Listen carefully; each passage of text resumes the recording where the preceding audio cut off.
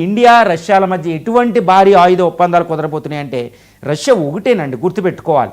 ఏంటంటే ఈ SU-57E అనే 5th జనరేషన్ ఫైటర్ యొక్క ఒప్పందం కుదరబోతుంది. ఒకవేళ ఇది లేకపోతే సుఖోయ్ 75 చెక్మేట్ అనే యుద్ధ విమానం మొత్తం ఇండియా టెక్నాలజీ మొత్తం ఇచ్చేటట్టు ఆ ఒప్పందం కుదరబోతుంది. ఏ ఒప్పందం జరిగినా టెక్నాలజీ కూడా ఇండియాకి రాబోతుంది, మన ఆమ్కాక్ కూడా ఉపయోగపడుతుంది. ఇది తప్పనిసరిగా డీల్ కుదురుతుంది. ఇక రెండోది ఏంటంటే బాంబర్ అండి. ఇండియాకి ఏంటంటే పెద్ద లోటు బలహీనత, ఒక బాంబర్ యుద్ధ విమానం లేదు మనకి. ఇవన్నీ యుద్ధ విమానాలు ఫైటర్ జెట్స్, కానీ ఒక బాంబర్ యుద్ధ విమానం అది అత్యవసరం అనమాట. అక్కడ చైనా H-20ని మోహరించేసింది కాబట్టి అక్రాస్ ది టిబెటన్ ప్లాట్యూ దగ్గర. కాబట్టి ఇండియా చాలా ప్రమాదంలో ఉంది. అదేవిధంగా America B-20 spirit, B-2 spirit అని, B-21 రైడర్ అని, అలాంటి బాంబర్లు అది ఉంది. ఇలాంటి బాంబర్లతో సరితూగే ఒక బాంబరు ఇండియాకి అవసరం అనేది ఇప్పుడు తెలుస్తుంది.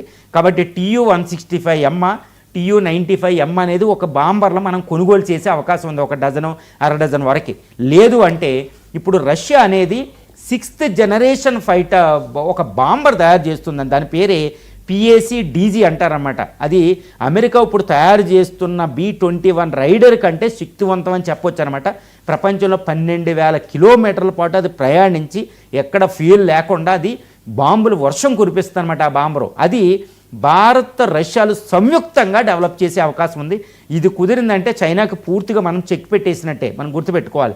ఈ బాంబర్ మీద